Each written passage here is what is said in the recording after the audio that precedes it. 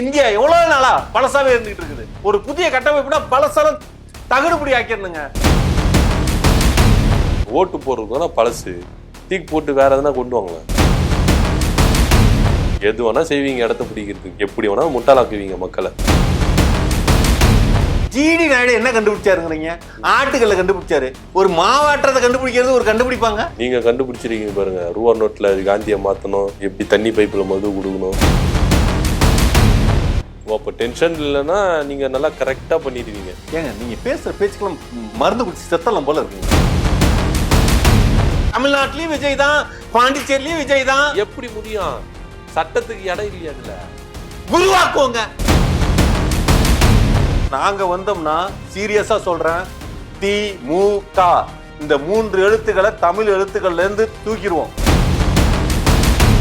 ஒரு சின்னதா ஒரு ஒண்ணு இல்ல, ஒரு பெட்டி கேஸ் போட்டு ஒரு பிட் பாக்கெட் அடிச்சான் அப்படிங்கிற ஒரு கேஸை போட்டு உள்ளார வைக்க முடியுமா? பிக் பேட் அடிச்சு பாருங்க தெரியும். டயர் நக்குனதை எவனாவது பார்த்துருக்கீங்களா? பார்த்துமே ஜெயலலிதா அங்க ஹெலிகாப்டர்ல வராங்கன்னா இங்க வந்து எவனாவது டயரை நக்குனதை பார்த்தீங்களா? நாங்களாம் நக்குவோம், கண்டிப்பா நக்குவோம், டயரை நக்குவோம். என்ன டயர் நக்கிறதுல என்ன கௌரவ குறைச்ச? ரூபா நோட்டு மாத்திரன்றீங்க, மது கொடுப்பேன்றீங்க, இப்ப எக்ஸ்ட்ரீம் லெவல்ல போயிட்டு தேசிய கீதம் பண்ண போறேன்றீங்க. நாட்டை இன்னும் எந்த அளவுக்கு தான் குட்டிச்சவராக போறீங்க? குட்டிச்சவரா? ஏங்க மாற்றம் வேணுமாங்க? மாற்றம் வேணுமா? ஒரு ஜப்பான் 2 பாம்புக்கு அப்புறம் என்னாச்சு? சுத்தமா போச்சு. அதுக்கப்புறம் புதுமையா ஒரு கட்டமைப்பாயி இன்னைக்கு வந்து உலகத்திலேயே என்ன அப்படி இருக்க. இந்தியா எவ்வளவு நாளா பழசாவே இருந்துட்டு இருக்குது. ஒரு புதிய கட்டமைப்புனா பழசால தகடுபடி ஆக்கிடணுங்க. பழசு எதையுமே பின்பற்ற கூடாது. அது தேசிய கீதமா இருந்தாலும் சரி, இல்ல நமக்கு அது எதா இருந்தாலும் சரி, எல்லாத்தையும் மாத்திருங்களா. ஓட்டு போடுறதுனா பழசு தூக்கி போட்டு வேற எதனா கொண்டு வாங்க. அதெல்லாம் அடுத்த ஃபியூச்சருங்க. ஓ, நீங்க வந்துட்ட பிறகு அதெல்லாம் அடுத்தது. இப்போக்கு வந்து முதல்ல நம்ம இடத்த பிடிக்கணும். இடத்த பிடிச்சதுக்கு அப்புறம் தான் நம்மளோட திட்டங்களை செயல்படுத்தணும். எது வேணா செய்வீங்க இடத்த பிடிக்கிறதுக்கு, எப்படி வேணா முட்டாளாக்குவீங்க மக்களை. முட்டாளாக்குறமா? ஏங்க என்னங்க நீங்களே முட்டாள்தனமா கேள்வி கேட்டிருக்கீங்க. ஏன்னா புரியுதா?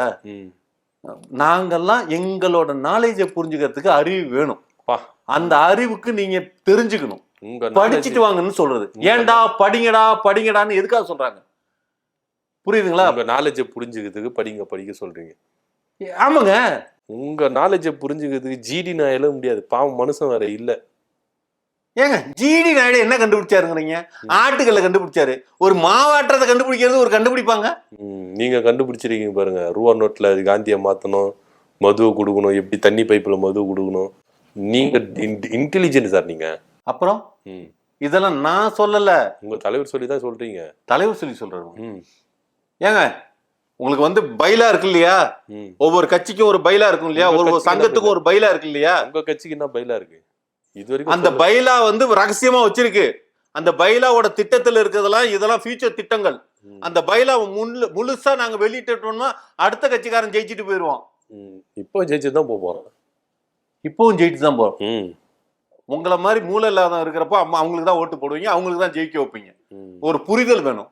ஒரு புரிதல், கொஞ்சமாவது யோசிக்கணும். ஃபியூச்சர் எப்படி இருக்குன்னு ஒரு கப்பல் இருக்கணும். நமக்கு அப்புறம் நம்மளோட சந்ததிகள் எப்படியெல்லாம் வாழ போறாங்க அப்படிங்கிற ஆசை இருக்கணும். அப்படி இருக்கிறவங்க தான் இன்னைக்கு ஃபியூச்சர். இன்னைக்கு வரைக்கும் ஜென்சி கிட்ட எங்க பக்கத்துல நிக்கிறான் அவனுக்கு தெரியுதுங்க. நீங்க சரக்கு கொடுப்பீங்க. எது சரக்கு கொடுப்போம்னா ஃபியூச்சர் எப்படியெல்லாம் நமக்கு இந்த நாடும் இந்த நாட்டு மக்களையும் எப்படியெல்லாம் போகட்டும். இல்ல ஒரு டைலாக் இருக்கு, ஒரு நாடு மக்களும் நாசமா போகட்டும். என்னங்க உட்காந்து பேசுறதுக்காக வந்திருக்கேன். 4 விஷயத்த மக்களுக்கு தெரிவிக்கணும். நமக்கு தெரிஞ்ச 4 விஷயத்த 4 பேருக்கு தெரிவிக்கணும் தான் பேசுறேன். ஆனா உங்களோட கேள்வி எல்லாம் முட்டாள்தனமா இருக்கு. என்னை டென்ஷன் பண்றீங்க. என்னை டென்ஷன் பண்ணீங்கன்னா நான் என்ன பண்ணுவேன்னு தெரியாது. முதல்ல டென்ஷன் பண்ணாதீங்க. அப்ப டென்ஷன் இல்லைன்னா நீங்க நல்லா கரெக்டா பண்ணிடுவீங்க தமிழக வெற்றி கழகம். ஏங்க நீங்க பேசுற பேச்சுக்கெல்லாம் மருந்து குடிச்சு செத்தலாம் போல இருக்குங்க. சூசைட் பண்ணிக்கலாம் போல. அந்த மாதிரி பேசிட்டு இருக்கீங்க. ஏன்னா உங்களை வந்து அந்த மாதிரி கேள்வி கேட்கறணும். அந்த மாதிரி கேள்வி கேட்கறீங்க. பதில் சொல்ல முடியாத கேள்வி கேட்கறணும். பதில் சொல்ல முடியாத கேள்வியா? ஏங்க மடத்தனமா கேள்வி கேட்டு இருக்கீங்க. அதாவது கொஞ்சம் கூட சுத்தமா அறிவு இல்லாதவன்ட்டு உட்கார்ந்து பேசிட்டு இருக்கிற ஒரு சென்ஸுங்கிறது இல்லையாங்க? ஒரு பிறக்கிற இன்னைக்கு 4வது படிக்கிற ஒரு 3வது படிக்கிற குழந்தை எவ்வளவு சென்சிபிளா இருக்குதுங்கிறது தெரியுதா தெரியலையா? கொஞ்சம் கூட அறிவுங்கிறது இல்ல. உங்களுக்கு குழந்தை இருக்கா? இருக்கு சார். அதுகிட்ட போய் தெரிஞ்சுக்கங்க. என்னன்னு அந்த ரேஞ்சுக்கு கூட அது கூட நல்லா பேசும். அதை விட மட்டரமான ஒரு இதை நடத்திட்டு இருக்கீங்க. இது நீங்க வேணுக்குன்னு எனக்கு என்னமோ எல்லாம் தெரிஞ்சுக்கிட்டு வேணுக்குன்னே கேட்பாங்க தெரியுமா? எதிர்கட்சியோட கை காசு வாங்கிட்டு நீங்க பேசிட்டு இருக்கீங்க. அப்போ உங்க தலைவர் எல்லாமே தெரிஞ்சுக்கிட்டு தானே போய் பேசினாரு. அப்போ உங்க தலைவர் அப்படிதான் இருக்காரா? என்னது காசு வாங்கினாருங்கிறீங்களா? யார்கிட்ட வாங்கினாருங்கிறீங்க? பிஜேபி கிட்ட. ஏங்க என்னங்க என்ன புரியல. இல்ல சார், பாண்டிச்சேரியில போயிட்டு அங்க என்ஆர் காங்கிரஸ் பாஜக தான் ஆட்சி செய்யறாங்க. அங்க போயிட்டு அந்த ஆட்சியாளர்களை விமர்சிக்கல, அந்த ஆட்சியாளர்களை எதிர்த்து குரல் கொடுக்கல, இங்க இருக்கிற திமுகவை எதிர்த்து குரல் கொடுக்குறாங்களே, அதனால ஒருவேளை காசு வாங்கிட்டீங்களோ அப்படின்றத ஒரு இது சொன்னேன். ஏன்னா அங்கேயே எதிர்கட்சியா திமுக தான் இருக்கு, ஆளுங்கட்சியா இல்ல. நீங்க தமிழ்நாட்டுல எதிர்க்கிறீங்க, ஓகே, அவங்க ஆளுங்கட்சி, நீங்க எதிர்கட்சியா இருக்கீங்க. அங்க போயிட்டு நீங்களே எதிர்கட்சி, திமுக எதிர்கட்சி, ஆளுங்கட்சியை போய் விமர்சிங்கன்னா அங்க விமர்சிக்க மாட்டீங்களே, அதுக்குதான் கேட்டேன். காசு வாங்கிட்டீங்களோ? ஏங்க என்னங்க கொஞ்சம் கூட புரிதல்ங்கிறதே கிடையாதா? எல்லா இடத்துலயுமே விஜய் தான் நிக்கிறாருங்கிறேன். அதுக்காக தான் எல்லா இடத்துலயுமே தமிழ்நாட்டிலயும் விஜய் தான், பாண்டிச்சேரியிலயும் விஜய் தான். எப்படி முடியும்? சட்டத்துக்கு இடம் இல்லையா? அதுல உருவாக்குவோங்க நம்ம, நாங்க உருவாக்குவோங்க. என்னங்க அம்பேத்கர் உருவாக்கின சட்டத்தை நீங்க மாத்தி உருவாக்குவீங்க? அம்பேத்கர் எழுதின சட்டமே ஓட்டங்க, நிறைய ஓட்டங்க. ஒரு குற்றவாளியெல்லாம் நான் ஒரு தப்பிக்கிறானுங்க, நிறைய குற்றம் செஞ்சவன் தப்பிக்கப்படுறது மாதிரியே சட்டம் திருச்சிருக்காங்க. புரியுதுங்களா? அந்த மாத்தணும் டோட்டலா எல்லாத்தையும். நான் தான் ஆரம்பத்திலேயே சொல்லிட்டு இருக்கேன்ல, பழசுங்கிறது எல்லாத்தையுமே ரிமூவ் பண்ணிட்டு புதிய கட்டமைப்பு, புதிய உருவாக்கம், புதியதோர் உலகம் செய்வோம் அப்படிங்கிறதோர் தமிழக வெற்றி கழகம் செய்வோம். பழசு எல்லாத்தையும் தூக்கிறோம், புசி ஆனந்து எல்லாரும் பழசெல்லாம் தூக்கிறோம், புதிய ஆட்களை உள்ள கொண்டு வருவோம். புதிய ஆட்கள் ஏங்க நான் என்ன சொல்லிட்டு இருக்கேன்? இல்ல சார், பழசெல்லாம் ஒதுக்கிடுவேன்றீங்களே, அது தமிழ்நாட்டுல மட்டும் தானா இல்ல கட்சியிலயுமா நான் கேக்குறேன். ஏங்க நான் சொல்றதே முதல்ல புரிஞ்சுக்குங்க. நடைமுறை இருக்கிற மக்களுக்கு தேவையில்லாத ஒரு விஷயங்கள், தேவையான விஷயங்கள் எல்லாத்துலயுமே மாற்றி அமைக்கக்கூடிய விஷயம்தான் செய்ய போறோம். புரியுதுங்களா? அதுதான் நிரந்தரம். அடுத்தாப்புல இந்த மாதிரி சும்மா எல்லாம் இதெல்லாம் கிடையாது. அது முதல்ல நல்லா தெரிஞ்சுக்கங்க. தமிழ்நாட்டுல மட்டும் இல்ல, பாண்டிச்சேரி, கேரளா, ஆந்திரா, கர்நாடகா, ஜப்பான், ஜெர்மனி, அந்த நாட்டிலே போய் கால் பதிக்கணும் சார் தமிழக வெற்றி கழகம். சார் நாங்க மட்டும் வந்து விஜயோடைய ஆளுமையை அனுபவிச்சா எப்படி? நான் பெற்ற இன்பம் பெருகை வையகம், அது மாதிரி போயிட்டு அண்டார்டிகாலையும் ஆப்பிரிக்காலையும் ஜெர்மனிலையும் ஜப்பானிலையும் உங்களுடைய ஆட்சி மலரணும். வாழ்த்து தான் சொல்றேன். என்னங்க மண்டையில கொஞ்சம் கூட மூலங்கிற இருக்கிற ஆளை உட்கார வச்சு கேள்வி கேட்காம, ஏங்க அண்டார்டிகாவுல மனுஷன் இருக்கான்னு கேள்விப்பட்டிருக்கீங்களா? மனுஷனே இல்லாத ஒரு இடத்துல எப்படிங்க நீங்க இருப்பீங்க சார்? திமுக ஆட்சியே இல்லாத இடத்துல போய் திமுகவை பத்தி விமர்சிக்கிறீங்க. அப்போ இந்த மாதிரி ஒரு இடத்துல நீங்க இருப்பீங்க. விண்வெளியில கூட போய் நீங்க என்ன பண்ணுவீங்க? திமுக விமர்சிப்பீங்க. அங்க இருக்கிற அந்த விண்வெளி வீரர்கிட்ட எல்லாம் போய் என்ன சொல்லுவீங்க? திமுக காரங்கிட்ட பார்த்து உஷாரா இருந்துக்கப்பா அப்படின்னு நீங்க சொல்லுவீங்க. ஒரு விஷயம் நல்லா புரிஞ்சுக்கங்க, நீங்க ரொம்ப எல்லாம் அப்படியே அவ்வளவு தூரத்துக்குலாம் யோசிக்க வேணாம். 2026ல பாப்பீங்க திமுகன்னு ஒரு கட்சி இருந்துதா அப்படிங்கிற ஒரு கேள்விக்குறிக்கு வரும். உங்களை ஊதி தள்ளிடுவாங்களோ? என்னது உங்களை ஊதி தள்ளிடுவாங்களோ திமுக? ஏங்க திமுகவை ஊதி தள்ளிடுவோங்கிறத சொல்லிட்டு இருக்க நீங்க. இருந்துதா திமுகங்கிற ஒரு கட்சி இருந்துதாங்கிறதே அடையாளம் தெரியாம இருக்குங்க. அடையாளம் தெரியாம அந்த தமிழ் சொற்கள்ல இருந்தே திமுக எல்லாத்தையும் எடுத்துருவோம். அப்ப நீங்க அந்த காங்காச்சால இருக்கிற அந்த வரிசையிலே தீய தூக்கிடுவீங்க, மூவ தூக்கிடுவீங்க, காவை தூக்கிடுவீங்க. கண்டிப்பா. ஐ அப்படிங்கிற ஒரு எழுத்து இருக்கக்கூடாதுன்னு கலைஞர் ஐயா தூக்குனார் தெரியுமா? தமிழ் எழுத்துக்கள்ல ஒரு எழுத்து வேணான்னு சொல்லி தூக்குனாங்க. அதுக்கு எல்லாரும் ஒத்துக்கிட்டாங்க. புரியுதுங்களா? அது மாதிரி நாங்க வந்தோம்னா சீரியஸா சொல்றேன், திமுக இந்த 3 எழுத்துக்களை தமிழ் எழுத்துக்கள்ல இருந்து தூக்கிடுவோம். ஆமா. அப்ப எப்படி சார் நீங்க வந்து இந்த தமிழ் சொற்கள்ல வருகிற, இப்போ ஒரு உதாரணத்துக்கு ஒரு ஊர் எடுத்துப்போன்னு வச்சுங்க, திருச்சின்னு இருக்குன்னு வச்சுங்க, தீ எடுத்துட்டா ரிச்சி அப்படின்னு வச்சுப்பீங்களா? ஏங்க என்னங்க மடத்தனமா பழசுங்கிறது பேரே மாத்திருவோங்க. ஒரு விஷயம் நல்லா புரிஞ்சுக்கங்க. இப்ப பாண்டிச்சேரிங்கிறது சேரிங்கிற விஷயத்தையே நாங்க ரிமூவ், அதாவது தலைவன் ஆட்சிக்கு வந்தா சேரிங்கிற ஒரு வார்த்தை, சேரிங்கிறதெல்லாம் வந்து கீழ்த்தட்டு மக்கள் வாழ்ற ஒரு இடம். அப்படி ஒரு இடமே இருக்கக்கூடாதுங்கிறதுக்காக தான் புதுச்சேரி அப்படிங்கிற இடையே மாத்திட்டு நாங்க விஜயநகரம்னு வைக்கிறோம். புரியுதுங்களா? விஜயநகர பேரரசு அப்படிங்கிறது மாதிரியான ஒரு கட்டமைப்பு மாதிரி தான். இப்ப நீங்க அந்த எழுத்தை எடுத்துட்டோம் அப்படின்னா அந்த எழுத்துனால இடர்பாடுகள் இருக்கிற நகரங்களோ ஊர்களோ பேர்களோ இருந்ததுன்னா அதை திருத்தி அமைச்சு நாங்க வந்து இப்ப ஒருத்தர் பேரே வச்சுக்கிறாரு அப்படின்னா அவரோட பர்த் சர்டிபிகேட்ல இருந்து நாங்க வந்து டோட்டலா வந்து பேர் மாத்திர சர்டிபிகேட் பண்ணி எல்லாம் டோட்டலா கெசட்ல பேர் மாத்துறது மாதிரி ஒவ்வொரு ஊர்லயும் அந்த எழுத்துக்கள் இல்லாத கெசட்ல பேரை மாத்திடுவோம். சரி, உங்களுக்கு ஏன் அவ்வளோ அந்த அளவுக்கு திமுக வந்து உங்களுக்கு குடைச்சல் கொடுக்குறாங்களோ? இந்த அளவுக்கு எக்ஸ்ட்ரீம் லெவலில் யோசிக்கிறீங்களா? குடைச்சல் கொடுக்குறாங்களோ? ஏங்க ஒரு விஷயம் நல்லா வாழ்க்கையில புரிஞ்சுக்கங்களேன். இவன் நம்மளோட எதிரி அப்படின்னு ஒருத்தனை நிர்மாணிச்சான், அவன் நமக்கு எதிரி அப்படின்னு தெரியுதுன்னு வச்சுக்கோங்களேன். அவன் வந்து இருந்தான்னா நமக்கு என்னைக்குமே பிரச்சனை தான். ஒரு விஷயம் இல்லாம இருந்தா மட்டும்தான் நாம நம்ம வேலையை செய்ய முடியும். அதனாலதான் திமுக நீங்க இருந்தாலும் இல்லன்னு நினைச்சுன்னு அவங்க செயல்படுறாங்க போல இருக்கு. என்ன நீங்க எந்த அளவுக்கு அவங்களை எதிர்த்தாலும் நீங்க இல்ல அப்படின்னு நினைச்சு அவங்க செயல்படுறாங்க திமுக. நான் என்ன சொல்லிட்டு இருக்கேன்? இல்ல நீங்க சொன்னீங்களே எதிரின்னு ஒருத்தவன் இல்லன்னு நினைச்சாதான் நம்ம அடுத்து முன்னேற முடியும் அப்படின்னீங்களே, அது மாதிரிதான் திமுக நீங்க இல்ல அப்படின்னு நினைச்சு. நான் சொல்றதே இல்லாம ஆக்கிடணுங்க. ஓ உங்களையா? என்ன சார் இல்லாம? நான் சொல்றேன் தெரியுமா, ஆரம்பத்துல இருந்தே சொல்லிட்டு இருந்தேன் தெரியுமா, இவர் வந்து திமுகன்னு. சார் நீங்க சொல்றதுல இருந்து பாயிண்ட புடிச்சு கேக்குறேன். என்ன பாயிண்ட் பிடிச்சீங்க? என்னத்த பாயிண்ட் பிடிக்கல? இல்லாம ஆக்கிடுவாங்களா திமுக உங்களை அப்படின்னு கேக்குறேன். ஏங்க இவ்வளவு செயல்பாடுகள் நடந்து கோர்ட் எல்லாம் இது பண்ணி அது பண்ணின்னு ஏதாவது ஒரு கேஸ் போட்டு உள்ளார வைக்க முடியுமா? ஒரு சின்னதா ஒண்ணும் இல்ல, ஒரு பெட்டி கேஸ் போட்டு ஒரு பிட் பாக்கெட் அடிச்சான் அப்படிங்கிற ஒரு கேஸை போட்டு உள்ளார வைக்க முடியுமா? முடியாதுல்ல. பிக் பாக்கெட் அடிச்சு பாருங்க தெரியும் வைக்கிறாங்களா இல்லையான்னு. பிட் பாக்கெட் அடிச்சு பாருங்களா சார்? இப்போ கும்பகோணத்துல ஆர்ப்பாட்டம் பண்ணாங்க. அப்போ ஆர்ப்பாட்டம் பண்ணும்போது போலீஸ் பிடிச்சுன்னு போனாங்க. ஐயா என்ன விட்டுருங்கன்னு சொல்லிட்டு தப்பிச்சு ஓடுறாங்க. கேஸ் கூட வாங்குறதுக்கு தயாரா இல்ல உங்க கட்சிக்காரங்க.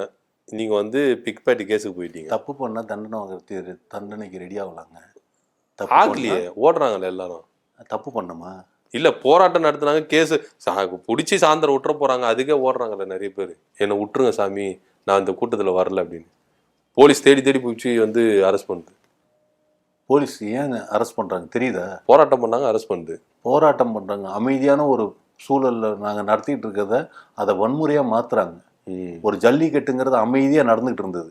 அந்த நேரத்துல என்ன பண்ணாங்க? அடிச்சு வரட்டினாங்க தெரியுமா? அப்ப ஆட்சி வேற. அப்ப ஆட்சி வேற. ஆட்சி வேறனாலும் என்ன பண்ணாங்க?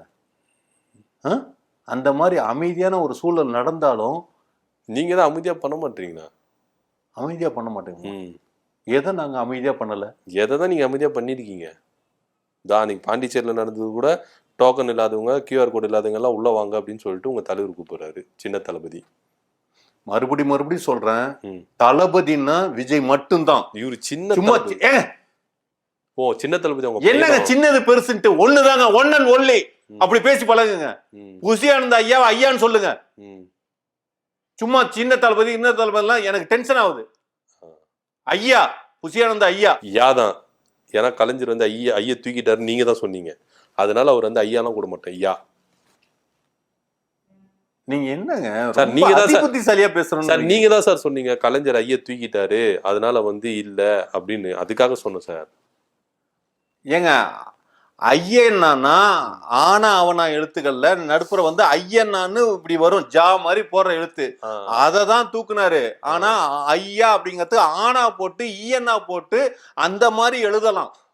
புரியுதுங்களா? அவரு வந்து ஏற்கனவே அதுல ஒரு ஐ இருக்கு, இன்னொரு ஐ எதுக்கு அப்படின்னு சொல்லிதான் அந்த ஐய தூக்குனது. புசியானது தூக்கல. புசியானது தூக்கலையா? இல்ல ஐயா அப்படின்னு அதனால சொன்ன. ஏங்க என்னங்க ஐயாங்கிறது ஐயாங்க. நீங்க பேச்செல்லாம் மாத்தி ஏதாவது பேசிட்டு இருக்காதீங்க. விருப்பமே இல்லை உங்களோட உட்காந்து பேசுறதுக்கு. எனக்கு அவ்வளவு தலைவலிக்குது. சீரியஸா அவ்வளவு தலைவலி கொடுக்கறது மாதிரி பேசுறீங்க. ஒரு காஃபி குடிக்கிறீங்களா? நான் தான் டீ டோட்டலுங்கிறேன், காஃபி குடிக்கிறீங்களா? உங்க தலைவர் ஃப்ரீயா மது குத்தா குடிக்கிறேன்றீங்க. டீ டோட்டல் ஆரம்பிச்சு நாங்க 10 நிமிஷத்துல காஃபி கொடுக்குறோம், அதுவும் ஃப்ரீயாவே கொடுக்குறோம், குடிங்க. அப்போ தலைவர் கையில விஷத்தை கூட வாங்கி குடிக்கலாம், உங்க கையில எல்லாம் தேனை கூட வாங்கி நக்க கூடாது. சீரியஸா விஷம் விஷம் விஷம் விஷத்தாரு. விஜயா? எது விஜய் விஷமா? ஏங்க நீங்க விஷ பிறவியா உட்காந்துட்டு இருக்கீங்க. முழுக்க முழுக்க விஷமா வாழ்ந்துட்டு இருக்கிற ஒரு பிறவியா நீங்க இருக்கிறீங்க. நானு ஓகே தெரியும் யாரு விஷம் அப்படின்ட்டு. என்னத்த சொல்றதுன்னு தெரியல. இந்த நக்குன்னு சொன்னீங்க, தேனு நக்குன்னு சொன்னீங்களே, அதுலதான் எனக்கு ஒரு பாயிண்ட் வருது. இந்த டயர் நக்கி அப்படின்னு சொல்லிட்டு அரசியல்ல சிலருக்கு ஒரு பேர் இருக்குது. ஏடிஎம்கே பீரியட்ல ஜெயலலிதா அம்மா இருக்கும்போது ஒரு சிலர்லாம் இருந்தாங்க. அதுல ஒருத்தர் தான் வந்து உங்க கட்சியில சேர்ந்துருக்கிறாரு செங்கோட்டையன். அவரை மீன் பண்ணி சொல்றீங்களா நக்கிறத பத்தி, இல்ல வேற எப்படி? ஒன்றும் புரியல. ஏங்க எதுக்கு நான் என்ன பேசிட்டு இருக்கேன்?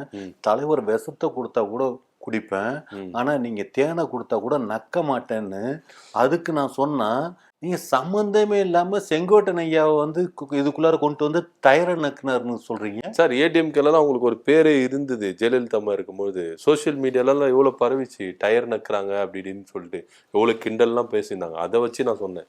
நீங்க தப்பாலாம் எதுவுமே நான் தப்பா நீங்க நினைச்சுக்கங்க. டயர் நக்குனதை எவனாவது பாத்திருக்கீங்களா?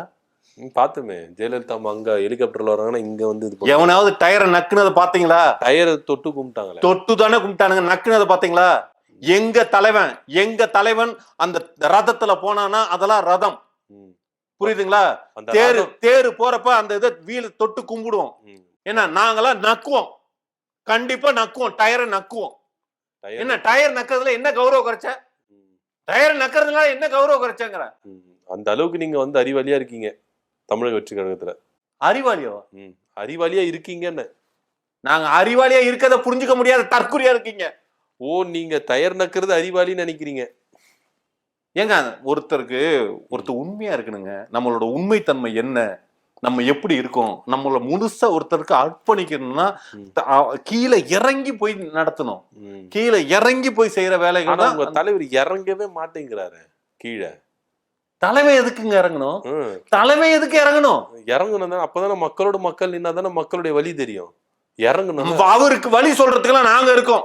எப்படி வலிக்குது, எப்படி எதுக்குதுங்கெல்லாம், அந்த வலி எப்பேற்பட்டதெல்லாம் சொல்றதுக்கு எல்லாம் இருக்கும். சரி, இப்ப எனக்கு வலிக்குது, எங்க வலிக்குது சொல்லுங்க பாப்போம்.